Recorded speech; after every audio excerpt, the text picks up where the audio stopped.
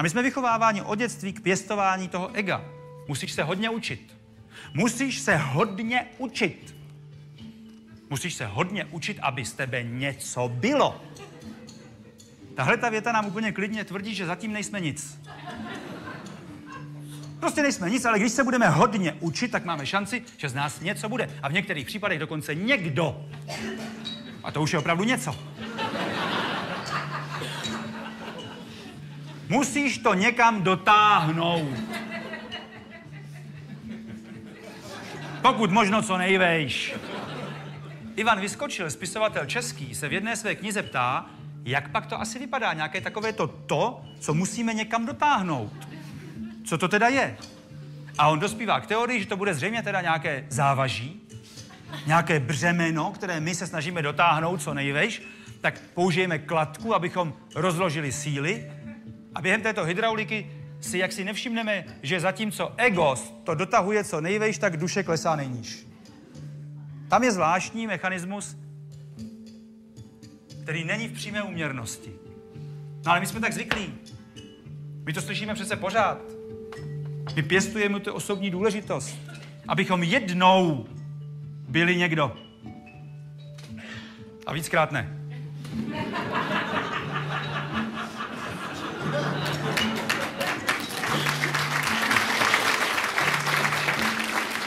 Co to vůbec je to, musíš se hodně učit? Co to je to hodně se učit v tom našem systému, jak se říká hezký vzdělávací systém? To také děti mají rády, že jsou ve vzdělávacím systému. Hned je to úklidní. Co to znamená hodně se učit? To znamená umět dobře zopakovat probranou látku. Teď by nám už z toho slova mohlo být nápadné, že ta látka je nějak probraná.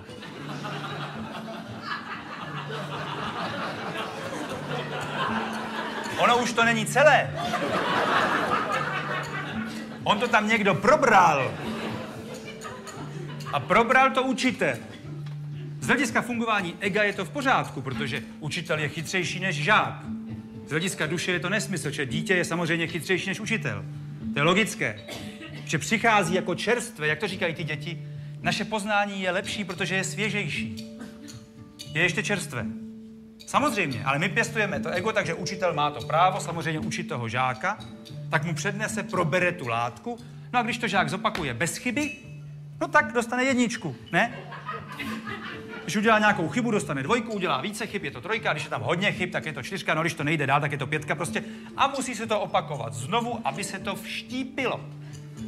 A co nás teda naučí tento systém? Co si osvojíme?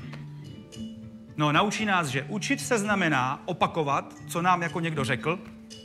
Někdo, kdo je z nějakých záhadných důvodů, nějaká autorita. Často duše dítěte tomu vůbec nerozumí. Vůbec nechápe, proč tento člověk je ta autorita. Ale prostě to tak je, v systému ochočování. A za druhé nás také tento systém naučí, že není dobré dělat chyby, protože za chybu je stupeň dolů. Takže suma sumárum, tento systém nám odebere veškerou kreativitu. Ač kreativita je možná tam, kde se neopakuje jenom, co nám někdo řekl, kde vzniká něco nového, a to může vznikat jenom tam, kde se mohou dělat chyby. Tam, kde se nemohou dělat chyby, nic nového jaksi nemůže vzniknout. No jo, sice nám to odebere kreativitu, ale ona v tom systému celkem není potřeba. Tady totiž jde o to někam dotáhnout. A to funguje. Já vám dokonce tady dneska večer můžu říct, kam až to všichni můžeme dotáhnout. Dámy a pánové, my to v tomto systému můžeme dotáhnout tak daleko, že získáme papír. A to je fantastický výsledek, kdy po tom mnohaletém snažení získáme papír, vlastní papír, kde je naše jméno, který je jenom náš. My ho rituálně převezmeme, ten papír, můžeme se s ním vyfotit, aby jako bylo jasné, že už ten papír máme, že už jsme někdo, přestali jsme být nic, ten papír pečlivě srolujeme a dáme ho do nějakého pouzdra, že nedej bože, kdyby papír zmizel. To bychom zase byli člověk bez papíru. Zase nic. Takže papír jako oko v hlavě. A teď my jsme tak posedli těmi papíry, že všemu říkáme papíry. Papíry na hlavu, papíry na auto. občanka, pas, to všechno jsou papíry. Peníze jsou papíry. Dokonce to tak vypadá, jsou to opravdu papíry. A ještě to říkáme, 20-30 papírů, člověče, dobrý. Dokonce někdy řekneme větu, prostě teďka mě neruš, dělám papíry. My ty papíry i děláme.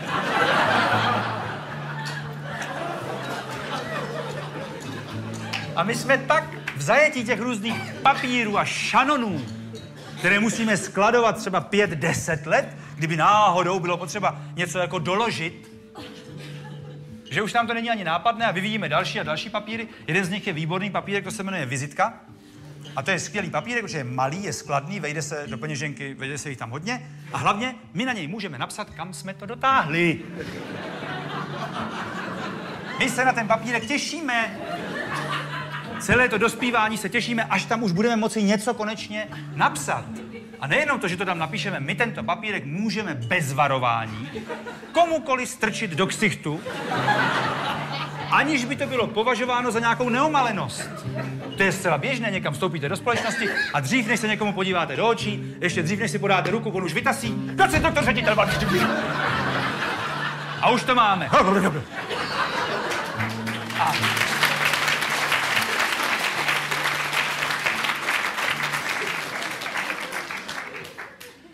Ale proč to říkám?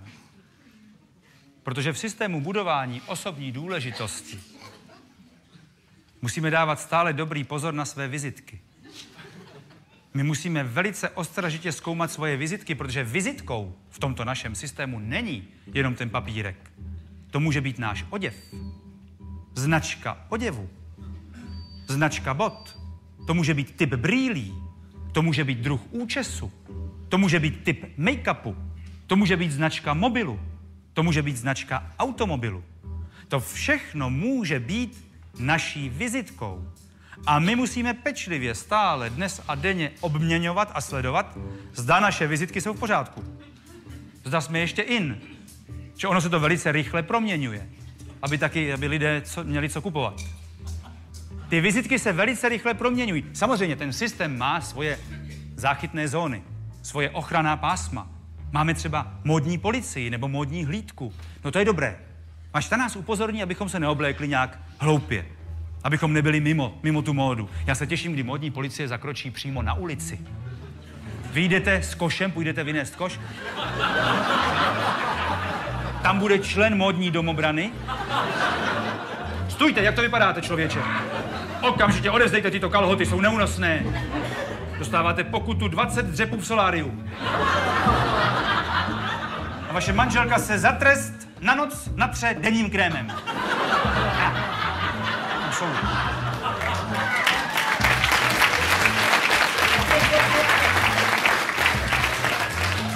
Tam jsou přísné postihy. Takže ten systém má svoje záchytné body a udržuje nás neustále, jak si v tom, abychom byli čerství. Abychom si včas koupili nový typ mobilu. I když starý ještě funguje, no ale už je to pasé. Už to nemá něco, co má ten nový typ, který dokonce dovede chytit třeba i virus. Představte si, že někdo má ještě mobil, který nechytí virus. A jestli to znáte, jak to mají děti ve škole, starý větší typ mobilu, pádlo, ty vole, takový pádlo.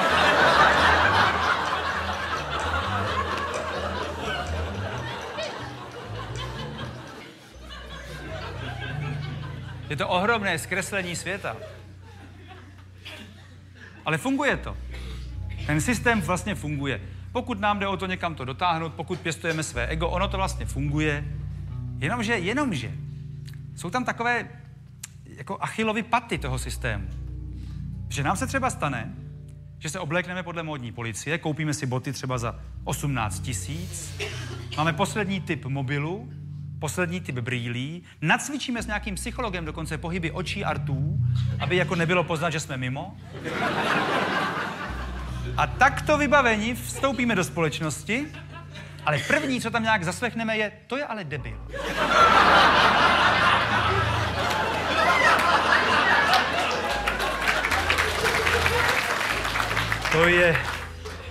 To je těžká chvíle. Kvůli tomu jsme to přece nedělali. To je strašné, to je někdy probdělá celá noc, někdy probdělí celý týden, ale hlavně, V systému oko za oko, zub za zub my musíme zjistit, kdo to řekl a proč. A my se také musíme nějakým způsobem mu řádně odvděčit. Protože my jsme zvykli, že když na nás někdo flusne, tak na ně flusneme zpátky. Flus, flus, flus, flus. Nenechat si nic líbit. Nenechat si nic líbit. No jo, a co když na nás najednou flusne někdo nadřízený? Flus.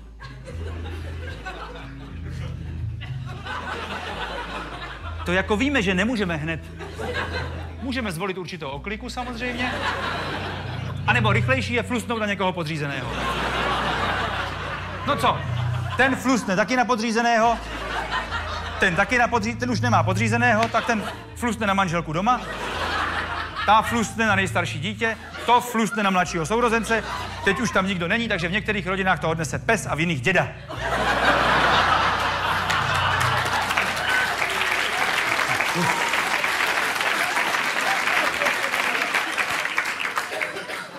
Toltéci tomu systému říkají systém šíření emocionálního jedu.